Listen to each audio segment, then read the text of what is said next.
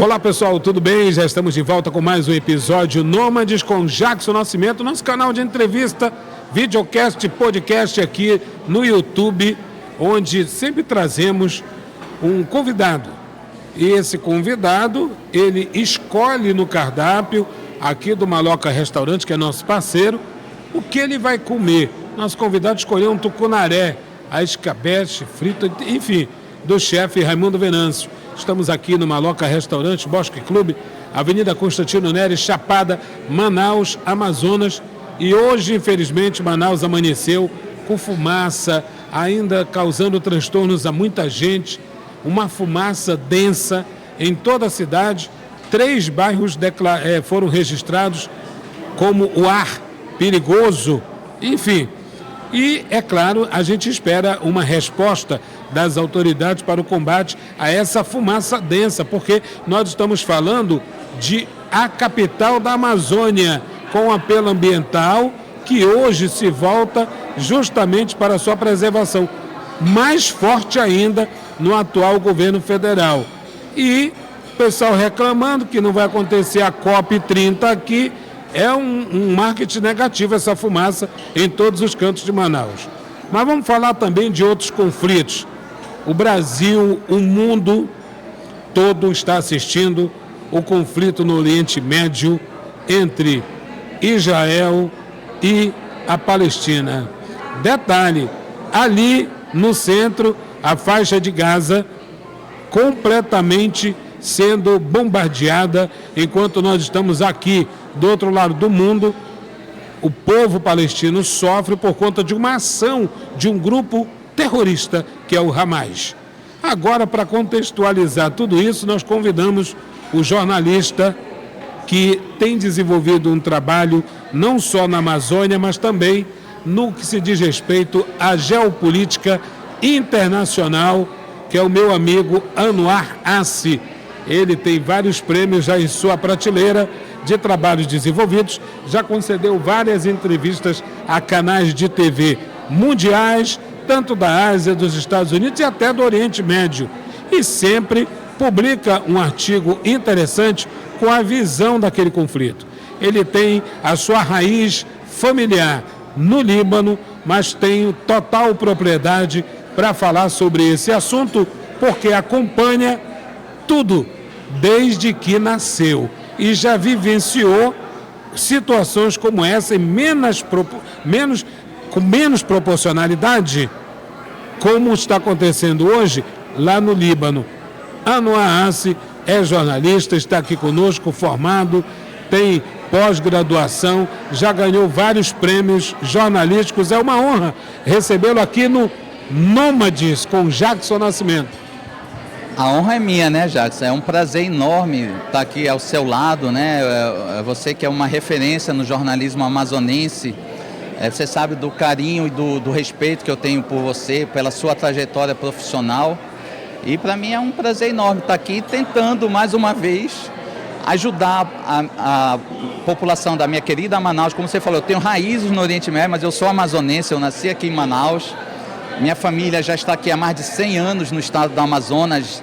A gente ajudou a construir esse estado também. Nós somos parte desse maravilhoso estado que hoje acordou com esse fumacê. Não só hoje, né? Já tem alguns meses que a gente vem sofrendo com essa fumaça e principalmente com um descaso das autoridades que não tomam uma providência, né?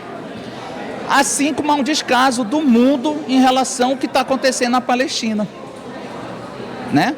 Que o que a gente vê, o que está acontecendo, não começou só no sábado, né? O que aconteceu no sábado, no dia 7 de outubro, onde houve um ataque em larga escala, realmente impressionante, até quem, assim,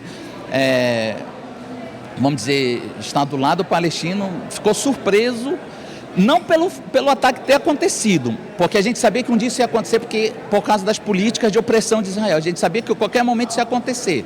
Mas a gente não imaginava o que ia acontecer dessa envergadura, né? Porque o que acontece? Essas cidades israelenses que estão ao redor da faixa de Gaza, elas foram construídas em cima de cidades árabes que foram arrasadas em 1948 pelos judeus que vieram da Europa. Então, esses palestinos, seja ele do Hamas ou qualquer outro grupo que entraram nessa cidade, na verdade estão voltando para a cidade que eram dos avós deles, que hoje está na mão de Israel e tem populações israelenses lá. Lembrando que pela lei internacional, isso é importantíssimo ressaltar que pela lei internacional, quando um país invade um outro país, ele não pode construir nada no país que ele ocupou. Isso é proibido pela lei internacional. Além de não poder construir, ele não pode, o invasor não pode trazer população civil para essas áreas. Israel não respeitou esses dois princípios, essas duas leis. Ou seja, ela destruiu cidades palestinas, ocupou cidades palestinas, construiu colônias israelenses e trouxe civis israelenses justamente para que esses palestinos nunca mais pudessem voltar às suas terras. E esses palestinos que foram expulsos dessas áreas, onde que eles buscaram refúgios? Justamente na faixa de Gaza. Então você fala assim, o Hamas é um grupo terrorista. É uma coisa a se discutir, por quê? O Hamas são palestinos que são descendentes desses palestinos que foram massacrados em 1948. Nativos, povos originários daquela região. E eles são os descendentes desses nativos e hoje, por conta de vários motivos de uma política discriminatória, um bloqueio que está sendo imposto desde 2007, roubo de terra na Cisjordânia, porque o que está acontecendo na faixa de Gaza não tem só a ver com a faixa de Gaza. Na Cisjordânia, onde o Hamas não controla, também está tendo roubo de terra. O Israel está ampliando os assentamentos ilegais lá. Entendeu? Jerusalém também é uma outra questão que está incomodando muito os palestinos, porque Israel constantemente invade a mesquita de Al-Aqsa, que é uma das mesquitas mais importantes para o mundo muçulmano. Esse ano, no mês de Ramadã, em pleno mês de Ramadã, que é um dos meses mais sagrados para o muçulmano, os soldados israelenses invadiram, espancaram as mulheres, espancaram as crianças, algo que foi amplamente noticiado na mídia. Então, tudo isso foi somado até que estourou agora. Então, assim, para nós não foi uma surpresa o ataque. A gente sabia que isso ia acontecer um dia. Esperávamos, vamos dizer assim. Agora, mas não da envergadura que foi, que realmente impressionou. Agora, Anwar, essa é uma guerra que nós podemos considerá-la uma guerra religiosa, logo após esse relato que você fez, na sua visão? Olha, tem gente que tenta dar um elemento, uma pitada religiosa para o conflito, mas ele é um conflito por questão de terra. Por quê? Porque os palestinos, quando a gente fala palestino, nós estamos nos referindo a pessoas de fé muçulmana, fé cristã, fé judaica. Tem palestinos que professam o judaísmo. Porque as pessoas pensam que todo palestino é muçulmano. Não é. 20% da população palestina é cristã. E muitos desses cristãos também estão sofrendo com as políticas de limpeza étnica que o governo de Israel pratica contra os palestinos. Então, antes da criação do Estado de Israel, os britânicos fizeram um censo naquela região e pelo menos umas 100 mil pessoas tinham fé judaica. Tinha uma população mais ou menos de 800 a 900 mil pessoas, dos quais 100 mil eram palestinos judeus, de fé judaica. Israel não existia até 1948, então era Palestina, e os judeus que estavam lá eram palestinos, eram considerados palestinos. Quando houve a criação do Estado de Israel em 48, né, muitos palestinos sofreram massacres, precisaram fugir das suas cidades, muitas cidades desapareceram, cidades árabes inteiras desapareceram do mapa, e em cima delas foram construídas cidades israelenses como essa que nós estamos escutando agora. Siderot, Ashkelon, tudo são cidades israelenses que foram construídas em cima de cidades árabes. E os moradores da cidade ou foram mortos ou tiveram que fugir, se tornando refugiados. Hoje tem 5 milhões e 700 mil palestinos que vivem como refugiados no mundo inteiro. Inclusive refugiados dentro da Palestina. Dentro do próprio território. Porque eles eram de regiões que hoje estão na mão de Israel, tiveram que fugir e hoje estão dentro da faixa de Gaza. Por exemplo, em Jerusalém tem bairros árabes que os moradores de lá viviam em Haifa, que fica no norte, onde hoje é Israel. Que em 1948 era de maioria árabe, hoje é de maioria judaica. Olha só, estou conversando aqui com o Anwar Assi no nosso Nômades com Jackson Nascimento. Ele está falando sobre o assunto mundial, né? A crise no Oriente Médio. Eu gostaria de destacar aqui que em 1948, a Organização das Nações Unidas, através da sanção 181, fez essa pesquisa para conversar com o Anwar, que ele tem profundo conhecimento desse assunto. Veja bem, estabeleceu o Estado de Israel e o Estado palestino e Jerusalém como a cidade internacional. Claro que não foi obedecido, por isso os conflitos. Por que há essa insistência em não obedecer à sanção 181, na sua opinião? Essa é uma pergunta que tem que ser feita ao governo de Israel, né? Por que Israel não quer cumprir com a resolução da ONU? Para quem não sabe, as resoluções da ONU, elas não são obrigatórias. Ou seja, quando a ONU toma uma resolução, os países não são obrigados a obedecer, né? Pela lei deles não são. Então, assim, a ONU, na verdade, ela não criou Israel. Ela adotou uma resolução dividindo essa terra que é Palestina, mas que estava sob mandato britânico. Ela editou uma resolução propondo 2 estados, mas não significa que tinha que ter esses 2 países, porque é a mesma coisa agora que a ONU chega e diz assim, olha, vamos dividir o Amazonas, vamos dividir em 2 estados. O Brasil não é obrigado a aceitar essa divisão se não for consultado. Os palestinos, na época, não aceitaram essa divisão porque eles não foram consultados. Eles queriam não conceder a terra deles para pessoas que estavam vindo da Europa, que sofriam perseguições lá na Europa. Esses judeus que vieram da Europa, eles sofriam perseguição na Europa por parte de europeus. No mundo árabe, os judeus não sofriam perseguição, discriminação. Muito pelo contrário, viviam muito bem, porque eram cidadãos árabes, vivendo normalmente, que praticavam sua fé judaica de forma normal. Quem criou Israel foram os judeus vindos da Europa, são europeus de fé judaica. Isso é importante destacar, porque muita gente não sabe disso. Pensa que esses judeus já estavam lá. Tinha sim judeus lá, mas não eram a maioria, e eram judeus árabes, judeus palestinos. Esses sim têm todo o direito de morar lá. Então, Israel não aceita, hoje não aceita mais um Estado palestino. Às vezes que tentaram negociar, Israel ofereceu aquém do que os palestinos queriam, então os palestinos não aceitavam o acordo. Aí eles dizem assim, mas nós oferecemos um Estado palestino. Só que o que eles ofereciam não era realmente um Estado palestino soberano, com autodeterminação. Era um Estado palestino onde o espaço aéreo ia ser controlado por Israel, o território marítimo ia ser... A água. Então, quer dizer, eles falam assim, nós oferecemos um Estado... Mas o que você ofereceu? Não foi um Estado palestino de verdade. Então os palestinos recusavam. E a questão é que agora, em Israel, há um governo comandado por uma coalizão de partido liderada pelo Benjamin Netanyahu, pelo um carniceiro Benjamin Netanyahu, que tem sangue na mão, já fez várias guerras contra o povo da faixa de Gaza. Então, assim, hoje não há nenhuma perspectiva de acordo. Nenhuma. Hoje tudo levou ao conflito. Lançou a ofensiva militar dela, países como os Estados Unidos, a Europa e tantos outros países condenaram a Rússia, mas esses mesmos países hoje não condenam o que Israel está fazendo com os palestinos. Muito pelo contrário, os Estados Unidos deu sinal verde, essa é a palavra correta, deu sinal verde para o governo do carniceiro Benjamin Netanyahu massacrar o povo de Gaza.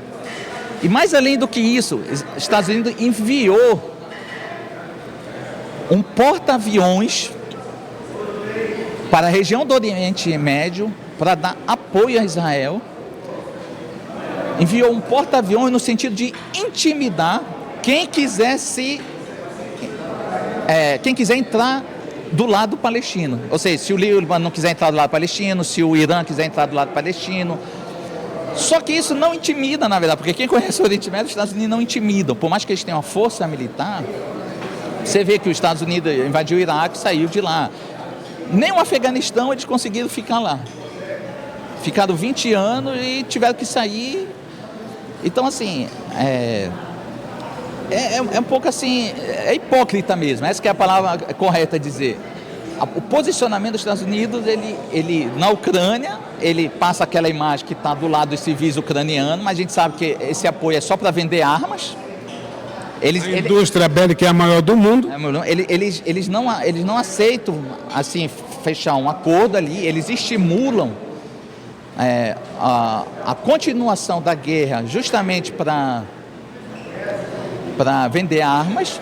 E agora, na região da Palestina e de Israel, ali, ao invés de eles entrarem para fazer um acordo definitivo, para nunca mais a gente ter que ver esses conflitos, eles vão lá e se posicionam de forma escancarada a favor de Israel, inclusive enviando armamento. Hoje chegou armamentos, munição para Israel, porque sem o apoio militar de Israel, Israel não consegue ocupar a Palestina, não consegue roubar as terras dos palestinos.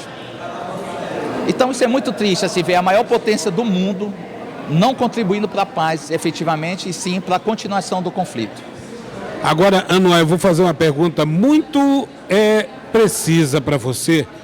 O exército de Israel é considerado o exército mais preparado do mundo em termos proporcionais, técnicos e estratégicos, correto?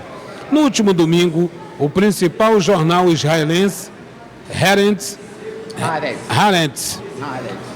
publicou um artigo muito interessante a respeito disso, de como um grupo considerado até então pequeno conseguiu entrar, passar ali a fronteira e invadir Israel e causar o que causou nesse sentido. Inclusive pede até mesmo uma investigação, demonstrando ao mesmo tempo uma imprensa invejável e independente dentro de Israel e condenando Benjamin Netanyahu como o principal culpado dos conflitos. Como é que você analisa esse papel do principal jornal do país e esse posicionamento? Olha, você foi muito feliz em tocar nesse assunto. É totalmente pertinente. Enquanto grandes veículos da mídia brasileira, como a Rede Globo, virou um puxadinho do Departamento de Comunicação de Israel, trazendo propagandistas israelenses, militares que participam de massacre para falar, ao invés de trazer os palestinos que estão sofrendo. A Rede Globo trouxe os militares que estão massacrando os palestinos para falar, se tornando um puxadinho do exército israelense. A Globo se tornou um puxadinho do exército israelense. Um jornal israelense faz justamente o contrário e mostra a realidade para o mundo. De fato, o governo de Israel atual, como eu já falei anteriormente, ele é um governo ultra-radical, que eles têm uma visão até racista do povo palestino, chamando o povo palestino de animais, bloqueando as cidades palestinas, matando as cidades, roubando terras palestinas, profanando os templos sagrados palestinos, concretando poços de água. Isso foi há 2 meses. A água, sim, que é a coisa mais básica do ser humano. O exército de Israel vai lá e joga cimento para os palestinos não poderem beber daquela água, para eles irem embora, como forma de expulsar os palestinos. Então, tudo isso contribui para o conflito. E aí a imprensa brasileira, como a Globo, vai lá, toma uma atitude pró-ocupação de Israel, e o jornal israelense está dizendo, não, a culpa não é só dos palestinos, esse governo de Israel é radical, ele também tem culpa, porque eles adotam medida que leva os palestinos ao extremismo, entendeu? Eu sei que foi violento o que o Hamas fez. Exatamente. Mas isso é fruto de tudo isso que já vem acontecendo. Uma hora a gente sabia que isso ia estourar. Assim como a gente espera que esse conflito não fique só ali. Há uma expectativa que esse conflito se espalhe por toda a região, se espalhe pelo Líbano, onde já está tendo confrontos, desde sábado já está tendo.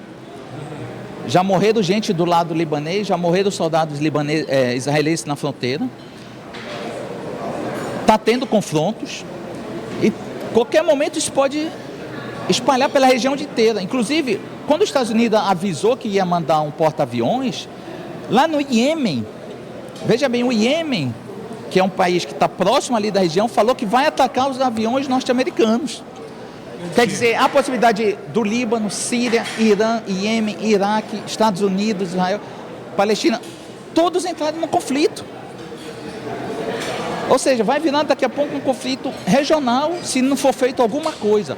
Agora, não adianta só parar essa atual escalada de violência. Tem que ter uma solução definitiva. O mundo, inclusive os Estados Unidos, eu sei que hoje ele está do lado de Israel, mas eles têm que reconhecer que os palestinos têm direito a um Estado, e um Estado economicamente viável, autônomo, soberano. Então os Estados Unidos têm que sair dessa posição parcial a favor de Israel e contribuir para uma paz naquela região, contribuindo para a existência de um Estado palestino que vive do lado do Estado de Israel em paz. Mas hoje o posicionamento dos Estados Unidos não contribui para essa paz. E isso pode acabar causando uma guerra generalizada. Então, voltando àquela questão, os Estados Unidos está ali condenando a Rússia, mas por outro lado está ali fomentando as violências, as políticas racistas de Israel contra o povo da Palestina. Muito bem, é importante a gente sempre citar nesse sentido que nós somos contrários a qualquer tipo de violência. Porém, nós estamos falando de uma guerra que há muito tempo estava entre opressores e oprimidos e que em algum momento esse barril de pólvora iria explodir e explodiu da pior forma possível. Agora, por que o Ocidente, ele neste momento enxerga como Israel a maior vítima desse conflito? Olha, quem conhece a história sabe que os judeus sozinhos não iam conseguir criar o Estado de Israel. Eles precisariam de ajuda. Essa região do Oriente Médio, onde está a Palestina, o Líbano, a Síria, por muitos anos ela foi dominada pelos turcos, num império chamado Turco-Otomano, que durou até o ano de 1922, ou seja, até 101 anos atrás. Há 100 anos atrás o Império Otomano terminava. E quem ocupou essa região foram os britânicos e os franceses. A França dominou a Síria e o Líbano, e os britânicos ficaram com o Iraque e com essa região da Palestina. Ainda não existia Israel. Então, em 1922 não existia Israel, existia a Palestina. Só que nessa época já existia na Europa um movimento chamado de sionismo, que estimulava a criação de um lar dos judeus na Palestina. E esses judeus da Europa, esses europeus de fé judaica, eles vendiam a imagem que a Palestina era uma terra inabitada, não tinha habitante nela, o que não era verdade. Como eu falei, os britânicos fizeram um censo na década de 20 e ali tinha quase 1 milhão de habitantes. Nativos. Só que esses europeus de fé judaica, que queriam criar uma terra na Palestina, que veio se chamar de Israel, eles diziam que essa terra não tinha ninguém, era um puro deserto. Isso não é verdade. Faixa de Gaza existia, Jerusalém existia, Haifa existia. Tinha muitas cidades, e cidades modernas para aquela época do mundo, né? 1920, 1930. Então, só que o que acontecia? Esse movimento queria trazer os europeus de fé judaica para a Palestina, e ao mesmo tempo, na Europa, aconteciam massacres que europeus faziam contra os judeus, conhecido como pogromos. Interessante. Então, isso ao mesmo tempo acabou casando. Eles queriam montar um país e ao mesmo tempo sofriam perseguição. Então eles falaram, temos que montar um país para a gente viver em segurança. Daí tudo bem. Só que eles escolheram um local que já tinha gente. Não tem um problema com ninguém de fé judaica. São nossos irmãos, nós os respeitamos. Só que eles escolheram um local que já tinha gente. Imagina se não fosse a Palestina. Vamos dizer que eles escolhessem montar Israel aqui no Amazonas, vamos dizer. Será que o povo brasileiro e o amazonense iria concordar? Esses amazonenses que hoje ficam botando bandeira de Israel, iriam aceitar ser expulsos de suas terras para que os europeus de fé judaica morassem aqui na casa deles? Eu tenho certeza que não. De longe é mais fácil. De longe é mais fácil. É muito fácil eles dizerem, os palestinos são terroristas, são violentos, são desumanos, mas eles não veem a história. Então o que houve foi uma invasão. E essa invasão só deu certo porque a França, a Grã-Bretanha e outros países ajudaram, e hoje quem ajuda também são os Estados Unidos. Então, eles ajudam Israel porque foram eles que criaram Israel. E eles precisam de Israel não por amor aos judeus, porque Israel se tornou uma base militar avançada deles, para poder dominar a região do Oriente Médio, que é rica em petróleo. O Oriente Médio, para quem não sabe, é perto da Rússia também. Muita gente pensa que a Rússia está ali, não, o Oriente Médio está aqui, a Rússia está aqui pertinho. Você tem o Oriente Médio, a Turquia e vem a Rússia. Então, os Estados Unidos manter uma presença militar forte no Oriente Médio é manter uma pressão também contra a Rússia. Estrategicamente. Estrategicamente. Entendeu? Por isso também que é estratégia. Então não é só uma questão de respeito aos judeus ou amor aos judeus. Agora para os judeus, então não é uma questão mais religiosa, é uma questão de território, geopolítica pura. Geopolítica pura. Mas muita gente procura dar esse ar religioso para desviar a atenção dos verdadeiros motivos pelo qual Israel oprime e não deixa os palestinos terem seu país economicamente viável. Olha, nós estamos falando aqui com um jornalista no AAS, estamos tratando de história, geopolítica, economia, estratégia, tudo isso no nosso Nômades, deste episódio muito bacana. E eu quero deixar claro aqui o seguinte, é a história, nós estamos falando de fatos. Ninguém está falando aqui de narrativas, de ideologias, não. Fatos que aconteceram, isso é muito importante. Agora, um detalhe importante que nós já tratamos aqui, sobre a Resolução 181 da ONU, em 1948, e agora o Brasil, olha só, o Brasil está presidindo o Conselho da ONU.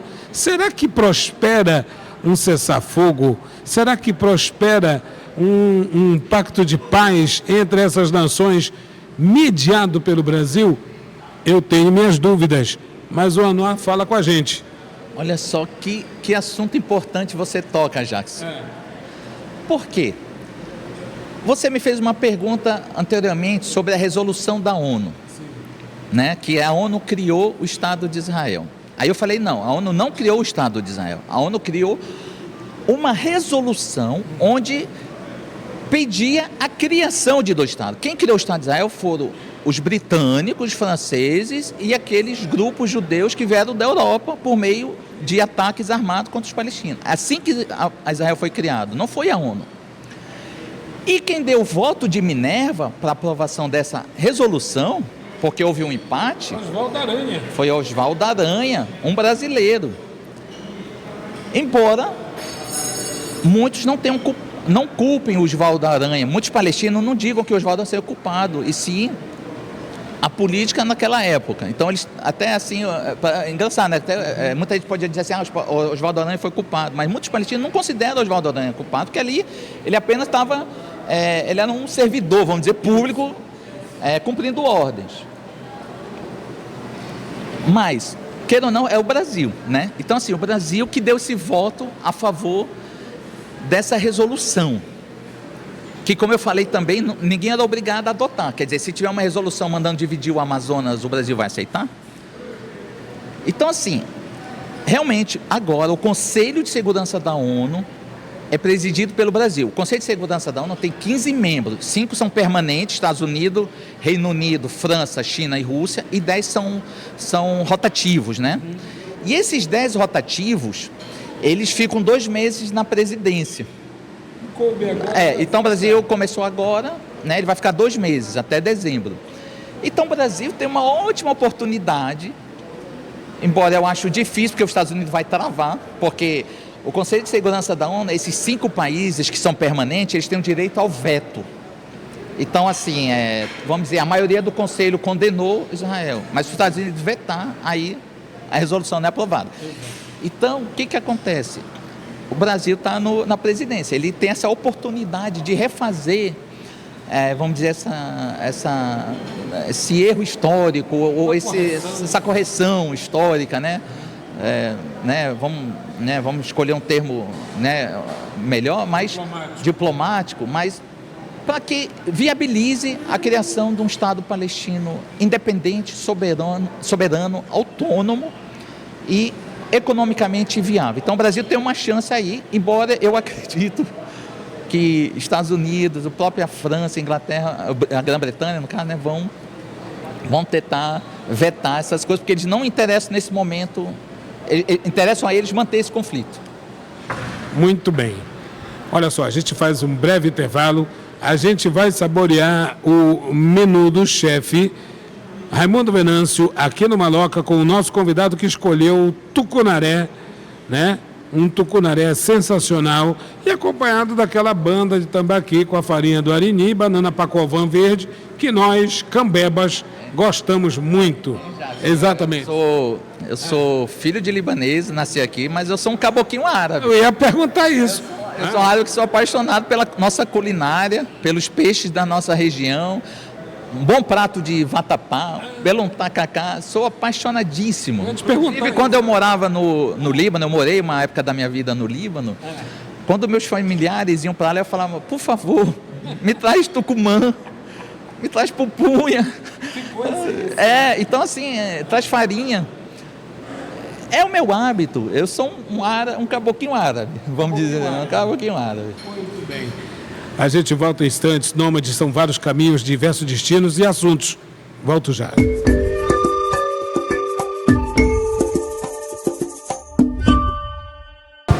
Então, logo depois de saborearmos um tucunaré escabeche e uma banda de tambaqui produzida pelo chefe de cozinha Raimundo Venâncio aqui do Maloca Restaurante, Bosque Clube, Avenida Constantino Neres, Chapada, Manaus, Amazonas, Norte, Brasil e América Latina, nós retomamos aqui o nosso entrevistado Anwar Assi, jornalista premiadíssimo. Dentre vários assuntos, claro, ele traz o seu olhar jornalístico, que vivenciou também ali no Oriente Médio e traz a geopolítica desse conflito que acontece tão distante de nós, mas que tem reflexões no mundo todo, seja na questão política, na questão econômica e até mesmo na questão de paz mundial. Então, Anwar, você gostou aí do tucunaré? Estava no ponto? Você vai perguntar para o macaco se você gosta de banana. Tucunaré é meu peixe preferido, né? Como eu falei, eu sou um caboquinho árabe, né? Então, assim, apesar da minha origem árabe, a gente sempre está comendo da comida árabe, da culinária árabe, mas sempre também estamos degustando a culinária nossa, culinária amazonense. Eu falei que eu sou apaixonado pelas comidas da nossa região. E na questão do peixe, o tucunaré é o meu predileto. Inclusive, quando eu estava no Líbano, reforçando aquilo que eu já tinha dito, né? Que quando eu estava no Líbano, eu sempre falava para meus familiares, olha, manda pupunha, manda, né? E eles mandavam? Mandavam, com certeza, mandavam. Chegava direitinho. Porque sempre estava indo um parente para lá, entendeu? Então sempre estava indo algum familiar, né? Eu passei uma época, morei lá, né? E foi nessa época que eu vi também o conflito mais de perto, né? Porque nessa época que eu morei no Líbano, foi a época que Israel ocupou o Líbano. Olha que coincidência. Entendeu? Porque muita gente... Hoje não se fala muito assim da questão do Líbano e Israel, porque Israel não tá, ela ainda ocupa uma parte do território libanês bem pequena, mas ainda tem bases ilegais israelenses no Líbano. Mas na época que eu morei, Israel ocupava 10% do território libanês. Então era muito comum Israel atacar o Líbano. E o Líbano fazia uma resistência.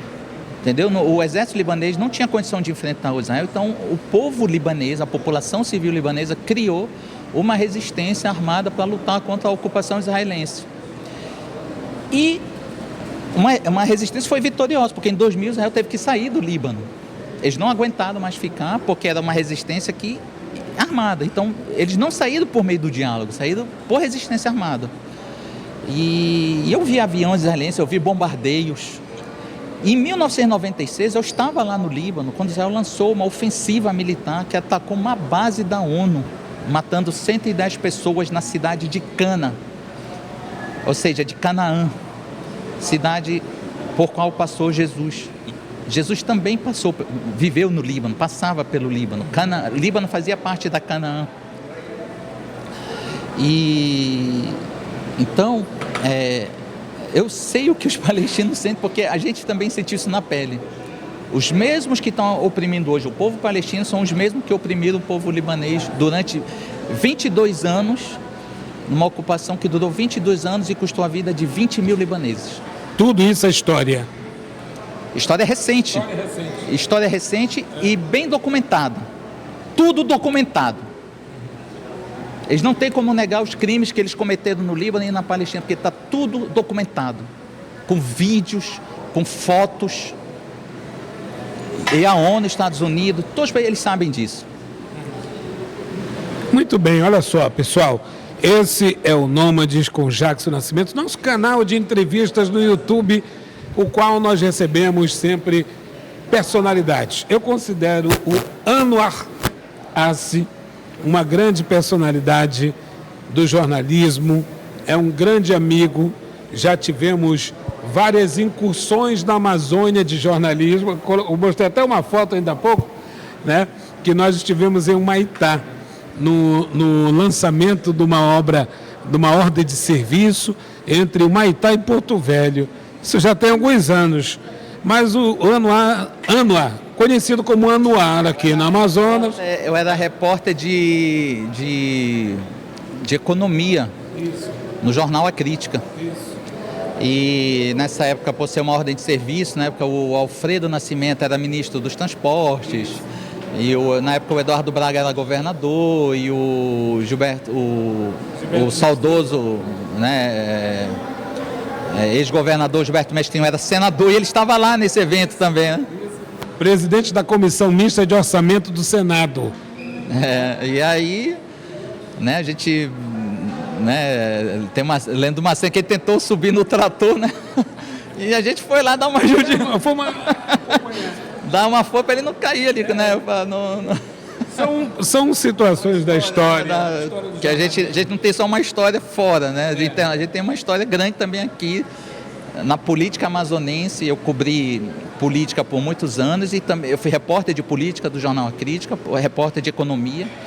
Depois eu fiquei 6 anos trabalhando no jornal Amazonas e Tempo, onde eu fui repórter, editor e participei do conselho editorial do Amazonas e Tempo, onde eu ganhei 3 prêmios jornalísticos.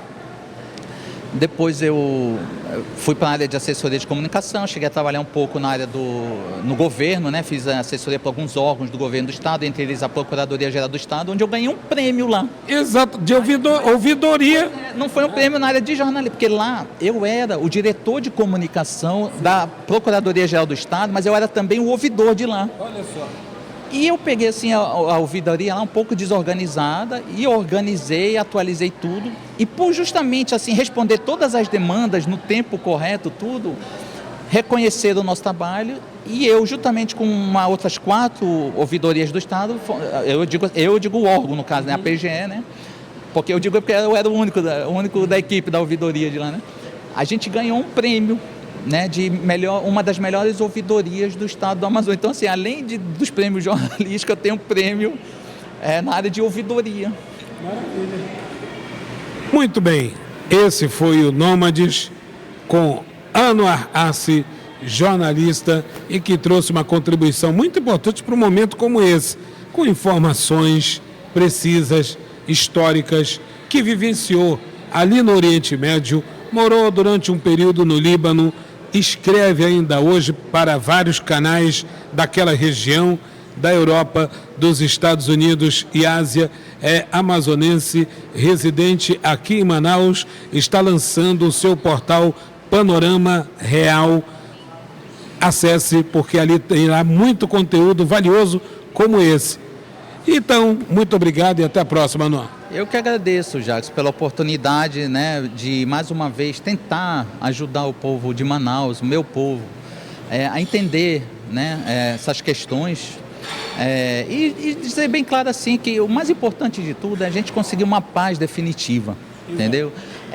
Que os países, é claro, né, a gente, nós somos pequenos para tentar, né, mas os países, né, que eles possam, né, botar a mão na consciência e fazer alguma coisa para que nunca mais a gente vê essas cenas, sabe? Que essa ocupação criminosa de Israel acabe, que o Estado palestino seja criado, que o povo palestino possa viver, as suas crianças ir para a escola, viver a sua vida cotidiana normal, e assim como os israelenses também podem viver, tem que viver em paz também. Todo mundo viver em paz, é isso que a gente quer, cara. gente não quer mais esses conflitos, que são conflitos muitas das vezes por questões de econômicos, venda de armas. Não tem às vezes nada a ver de religião, nada a ver de outras questões, mas é para vender arma, para os poderosos ganharem dinheiro à custa das pessoas pobres. E você acompanhe a gente sempre aqui no canal Nômades com Jackson Nascimento no YouTube, no Instagram e no Facebook. Para monetizar esse canal, entre em contato conosco. É muito mais barato do que um café no aeroporto de Tel Aviv atualmente. E detalhe também, entre em contato com a gente que a gente faz a promoção do seu negócio, da sua empresa ou do seu empreendimento. Até a próxima. Nômades, vários destinos, diversos caminhos.